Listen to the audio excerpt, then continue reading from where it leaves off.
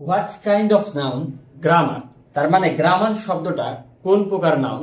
দেখো, proper, abstract, common নাকি collective.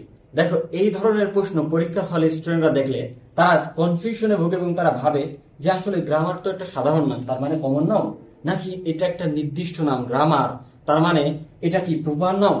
এই ধরনের কনফিউশনে সবসময় ভুগতে থাকে। কিন্তু আজকের এই ভিডিওটার পরে তোমাকে আর এই ধরনের কোনো কনফিউশনে ভুগতে হবে না। ইনশাল্লাহ সকল কনফিউশন থেকে তুমি রেহাই পাবে।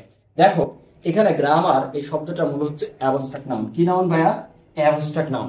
এখন কেন এটা অ্যাবস্ট্রাক্ট নাউন, চলো আমরা এই ভিডিওটাতে এখন আলোচনা করি।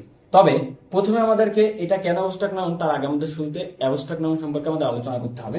দেখো, অ্যাবস্ট্রাক্ট নাউন হচ্ছে যা দেখা যায় না, ধরা যায় না, ছোঁয়া যায় না, কিন্তু অনুভব করা যায়, তাকেই মূলত অ্যাবস্ট্রাক্ট নাউন বলে।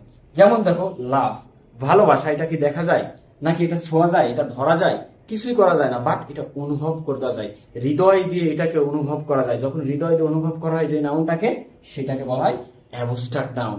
যাই হোক, এটা তো আমরা জানি, যেমন লাভ, কাইন্ডনেস, দয়া, দয়াকেও দেখা যায় না, এটা অনুভব করে নিতে হয়, আমরা এটা বুঝলাম। কিন্তু গ্রামার কিভাবে আবার অনুভব হয়, এটা তো আমরা গ্রামার পড়ি, এটা কিভাবে অ্যাবস্ট্রাক্ট নাউন সেটা এখন আমরা একটু দেখবো। দেখো, মানবিক মানে আর্টস, বিজ্ঞান অর্থাৎ সায়েন্স, এই দুইটার যে বিষয় আছে অর্থাৎ সাবজেক্টের নাম আছে, সেই সাবজেক্ট গুলোর নামগুলো কি হয় ভাইয়া? অ্যাবস্ট্রাক্ট নাউন হয়। এটা অটোমেটিকলি তোমাকে মনে রাখতে হবে। যেমন দেখো, ইকোনমিক্স, ইকোনমিক্স মানে কি? অর্থনীতি।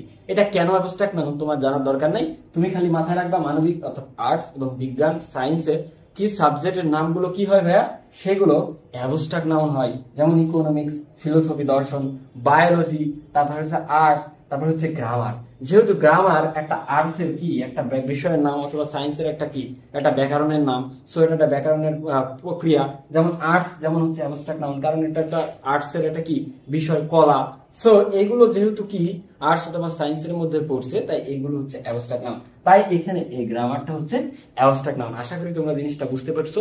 যদি বিষয়টা বুঝতে পারো এবং তোমাদের উপকৃত হয়, মানে উপকার হয়, তাহলে অবশ্যই তোমরা ভিডিওটা শেয়ার করবে।